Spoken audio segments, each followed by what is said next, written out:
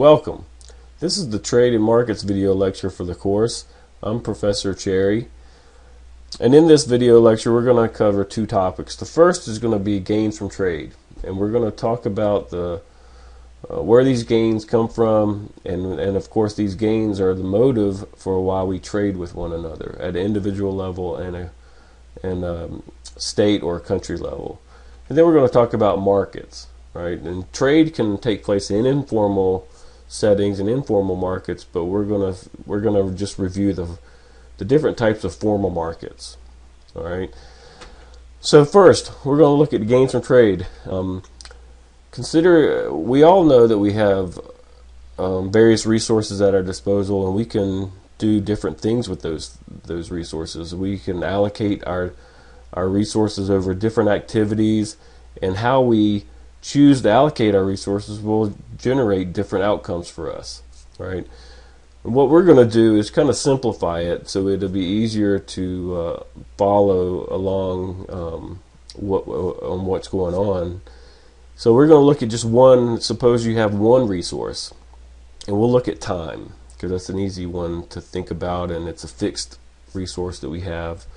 So let's say we have a specific amount of time, and we have two activities that we can choose to allocate our time over. We're looking at production here. So think about that. If you have a certain amount of time and you have two alternative uses for that time, right? And then obviously if you spend all your time on one activity, that's going to yield one outcome. If you spend all your time on the other activity, it's going to yield a different outcome. But then you have the option also to mix your activity. So maybe you're going to spend some activity on both or you're going to spend some of your time on both activities, right? So there's a range of potential outcomes that you might see, right? So that's the background. And then so let's formalize this a little bit. So production possibilities, that's, as I was just explaining, that's the different combinations of things you can do given your resources, right? So we're going to throw out a simple example here. So first example, suppose Nash can do the following in a 40-hour work week. So his resource that he has at his disposal is time, right? And say the two activities that he can choose to spend his time on is to build cars or to build houses, right? If he spends all of his time on building cars, he could build 10 cars, right? If he spends all of his time building houses, then he will be able to build 5 houses, right? So those are the two extreme cases. And then the third option are all the combinations in between. If he mixes up those 40 hours and maybe spends half on each activity, or maybe 1/3 on one activity, 2/3 on the other activity. So all the combinations in between that, right? So that's it intuitively. And so now let's graph this out. And essentially what you're doing is plotting out these different combinations. All right, so here's the graph, and you can see that on the vertical axis you have the point of 10 and 0, right? So that illustrates that 10 cars can be built, but you have 0 houses, right? On the horizontal axis you have the point of 0, 5, and that illustrates that you're going to have 0 cars, but you'll have 5 houses, right? And then all you do to capture all the alternatives in between is just to draw the straight line between those two endpoints, right? So the middle dot is illustrated here, where you spend 20 hours on building cars and 20 hours building houses, and that's going to lead to 5 cars and 2.5 houses, right? So that's a graphical representation of this production possibilities situation, right? So let's look at a second example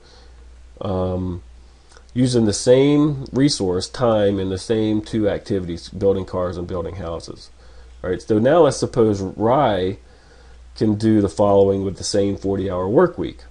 Let's say Rye, if he spends all 40 hours building cars, he will end up with 2 cars. Right? If he spends all those 40 hours working on building houses, then he'll end up with 4 houses. right? And then again, you have all the combinations in between if he chooses to share that time or mix that time between the two activities, right? So now let's plot this out, and what you end up with is the following diagram, right? And you can see that all the time spent on cars will leave you at the vertical intercept where you have, at that point 2, 0, you end up with 2 cars and 0 houses. If he spends all of this time on building houses, he will end up with 0 cars and 4 houses, right? That's the intercept of the horizontal axis, right? And then the midpoint I've illustrated for you, and let's suppose one of those combinations in between those extreme points is splitting the time between houses and cars, and in that case you'll end up with, Rye would end up with 1 car and 2 houses, right? Okay, so using that, we can that background, we can talk about a couple of concepts that are key in understanding gains from trade. And the first one is called absolute advantage, right? Absolute advantage is when one person is more productive than another person, right? And we're talking about people here, but we'll see that this can translate to a community, a state, a country, right? So whatever the level, individual or country, absolute advantage means that that individual or country is more productive than the others, right, in that activity, right? So an example, let's go back and draw upon these 2 examples we went through earlier with Nash and Rye, and I put the diagrams back up so you don't have to go back. So if we remember, Nash is more productive than Rye in producing cars, right? Because in a 40-hour work week, Nash can produce 10 cars, where Rye can only produce 2 cars, right? And that's a typo there. That should be Rye can produce 2 cars, not 2 houses. So I apologize for that. So the 40 hours, in a 40 hours, Nash can produce more cars than Rye. But we also saw that Nash is more productive than Rye in producing housing as well. So in a 40-hour work week, we saw that Nash can produce 5 houses, right? But we also saw that Rye can produce 4 houses, right?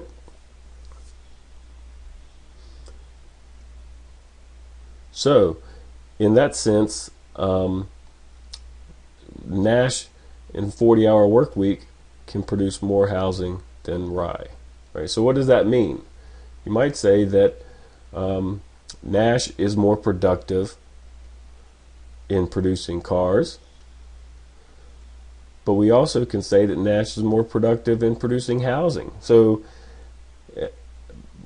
Nash has an absolute advantage in producing cars and producing housing. We can say that Nash has an absolute advantage in both cars and houses. So that means that Rye has no absolute advantage in either one of these 2 activities, right? And you might imagine that if you consider countries, because the U.S., if we wanted to spend all our resources on producing different things, we would probably have an absolute advantage in a lot of things, whereas other countries would not have those absolute advantages, right? But what we'll see is absolute advantage is not the source for gains from trade, right? What that is comparative advantage. And this is really what matters the most in terms of gains from trade. And this is when one person or one country has a lower opportunity cost in producing that in that activity, production activity, right? So here's an example. So going back using the Nash and Rye examples, and I've provided the 2 diagrams. If you remember, Nash has a lower opportunity cost in producing cars. So how can we see this? All right. So to produce 1 car, if you remember, opportunity cost is what you have to give up. right? That's the cost. That's the trade-off that Nash has to face in producing one more car. So what does Nash have to give up to produce one more car, right? If you look at the diagram, you see that Nash has to give up 1/2 houses to produce one car, right?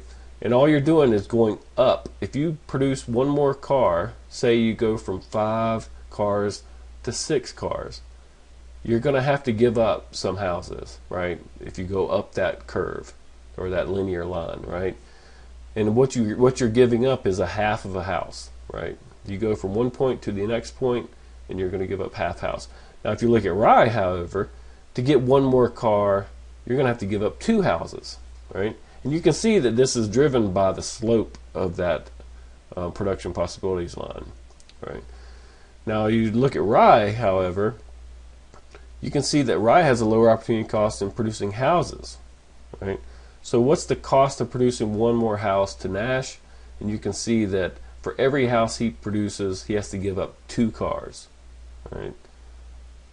But for every house that Rye produces, he only has to give up 1/2 cars, right? And again, this is driven by the slope, right? Now, comparative advantage is what we have to focus on when we talk about gains from trade, right?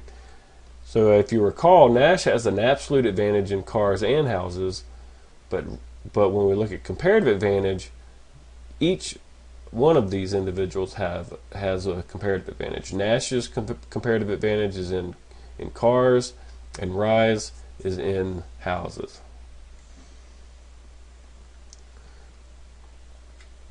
Right.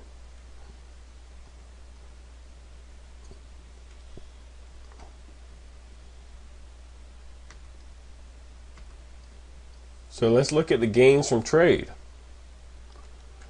Comparative advantage, or the differences in opportunity costs, are what creates the opportunities for gains from trade. It's not the absolute advantage that matters, it's the comparative advantage, right? And what that means is what we want to do is specialize in what we do best, and that's being defined as the lowest opportunity cost. Like, what are we most productive at? And then what we want to do after we specialize in doing what we do best, we trade between ourselves to make everyone better off, right? So it's the comparative advantage that drives this, not the absolute advantage, right? So let's think of an example. We see this even in subsistent communities. Within a community or a group of people, they might not have formal markets, but even informally, they all have specific duties. They might have someone that specializes in the fishing and harvests fish for the group. There might be hunters. There might be people that work in the fields, or someone that weaves or takes care of the baskets and the clothing and those things. So everyone has specializes in a sense on what they do best, or what they have a comparative advantage in. And then they bring their returns back, and what their productivity generates is they bring it back to the group, and then they share, right? And that's the sense that they're specializing, and then they're trading with among themselves, right? And that's informal, but that's essentially what's taking place. More formally, and maybe closer to home, you might be selecting your major or your career to optimize your productivity or your earnings. And then what you'll do is trade money for your other needs, right? So you might be majoring in or studying to earn a business degree. It might be a teaching certificate or whatever, but you hope you're specializing in those skills, and what you're going to end up doing is hoping anyway that those increased skills will help you do better and be more productive. And then you could use your returns, which is your salaries and your opportunities that you have through your career, and you turn to pay other people to do the other things that you need in life, like other people are going to grow your food for you, or build your houses, or take care of your health care and those things, right? So And it's the same idea, it's the same notion, but what's taking place is that you have, in a formal economy, you have this intermediate step of money that's making bartering more efficient, right? But it's the same idea that you're specializing to become more productive, and then you're trading with other people. Right? And then, if you want to think about it in terms of a more aggregate level across countries, we can see that U.S. we specialize. We have a comparative advantage in capital-intensive production, and in particular ideas and knowledge-based productive ideas like research. We don't have a comparative advantage in low-wage, or we don't have a comparative advantage in labor-intensive productive activities, and that's because our wages are relatively high, right? The other low-wage countries have a comparative advantage in labor-intensive production. So what we do is we tend to focus on what we do better, and then we trade with other countries that have a comparative advantage in the labor-intensive production, right? So the story is essentially, it breaks down to essentially specializing in what you do well and then trading with others. So specialization in trade. Those gains from trade are things that we take for granted. But all you have to do is think about, well, what would life be like if we had all take care of all our needs individually and had no trade at all. All right, so now let's take this concept of production possibilities and extend it to an aggregate level and a more country level. Right, and so think about it as a social or country level, and it's going to look a little bit different, right? It's going to bow out. Instead of being a linear line, it's going to bow out, and really that gets at the notion that at the extremes, you're going to have some idle resources, right? So in this example, what we have is the country can decide to use their resources in two ways. Put it towards military use or put it towards agricultural uses, because agriculture is somewhat land intensive, right? And then military or some manufacturing is more capital intensive, right? And that might help you understand why it bows out, because at the extremes, if we put all our resources towards producing military equipment or any kind of manufacturing activity, you're going to have a lot of land that's idle, right? And then that actually causes your production possibilities to flatten out, right? And conversely, if all we did was worry about food, then we're kind of losing out on some of those resources that would be idle, and they'll only be useful if we did some level of military or manufacturing production, right? I added this to the production possibilities that we've done thus far, is that it illustrates four key concepts that you should keep in mind in terms of this course and beyond. And the four core issues are, first, trade-offs. So we've talked about trade-offs before, and opportunity costs. And the production possibility frontier illustrates that if you're on the frontier, you have to give up something to get something else, right? And that's the old saying that we've heard before: there's no free lunch, right? There's always an opportunity cost. If we want to increase our activities in one area, we have to decrease it in another area, right? And this is easy to see when you were thinking about the housing and the cars, and if you only have 40 hours of work to devote to either one, if you put one more hour towards cars, then you have to give up that hour that you could have put towards housing, right? So trade-offs is a key concept to keep in mind. The second one is efficiency, and that is essentially, if you're on the frontier, that just means you're doing the best you can with what you have, right? To move beyond a frontier, that forces you to do something different in terms of technology or understanding or knowledge, and that's not actually moving beyond the frontier, it's shifting the frontier out, right? So efficiency is on the frontier, meaning you're doing the best you can with what you have. And if you're efficient, then to get more of one, you have to give up some of the other, right? If you're inefficient, that means you're inside the frontier, right? And then if you're inefficient, there is an opportunity for you to increase production in one area without having to give up production in the other area, right? And that's essentially just identifying the inefficiencies and correcting them, right? So if you're inefficient, you don't face that trade-off constraint. And then the last one is the growth, and that's what I was referring to with the shifting that frontier out. That's what happens when we have economic growth. We shift that frontier out, and we're able to do more with our given resources. And that could be because of our new technologies, or just a new understanding, like Ford instituting the assembly line, right? Just some kind of idea that makes us better or makes us more productive can shift out that production possibilities frontier, right? So those four key issues: trade-offs, efficiency, inefficiency, and growth. And so you should understand how that's all illustrated on this production possibilities frontier. Now let's turn to markets. We're just going to do a quick overview of the markets, and we're going to start with just defining what a market is. And it's essentially a group of buyers and sellers that of a particular good or service. Things to keep in mind are that the buyers are what determine the demand, and the sellers are what determine supply.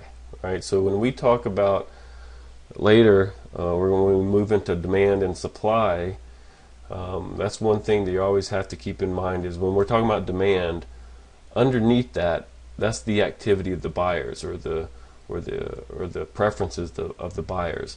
When we start talking about supply, we're talking about producers and sellers. All right.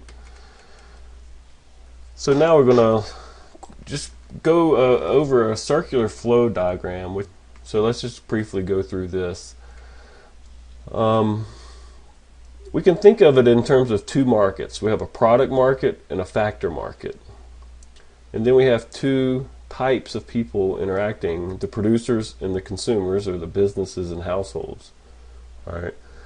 And in the product market, that's what you might think of as a typical market, where the businesses produce things and the households or individuals and the consumers buy those things in these product markets, right? So the goods and services come from the businesses to the market, and then the households come and purchase it and receive those goods and services, but in return they pay money to the prices in the market, and it flows to the businesses as their revenue, right? So that's the lower half of that circular flow diagram: households buying products from goods and from the businesses.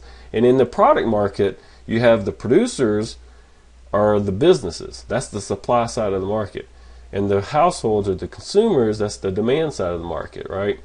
But if you look at the upper half of that circular flow diagram, what you end up with is the roles are reversed, because households that's who's selling in the factor market, and the businesses are buying. So the producers or the suppliers of the factor market are the households, and the businesses are the buyers or the ones generating the demand.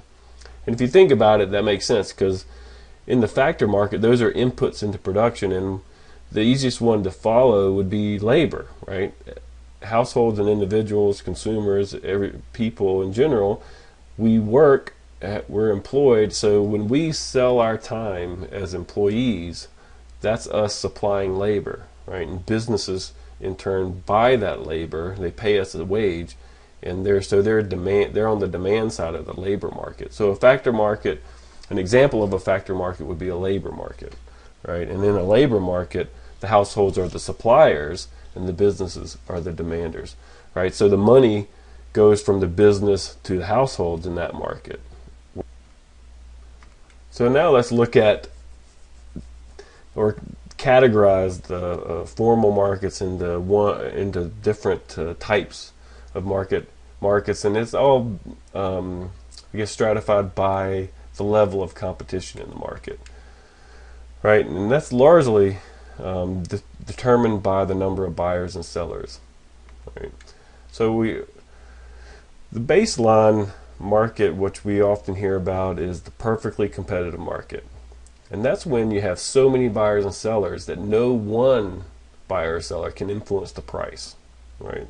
And that's why they call a perfectly competitive market a price-taking market, or price taker, right? So if you're a seller in a perfectly competitive market, you have no influence on the price. You take the market price as it's given, and you charge that price, right? Because if you charged above that price, obviously all the buyers would go somewhere else, right? They would go to the lower priced producer, right? So you're forced to accept the market price in a perfectly competitive market.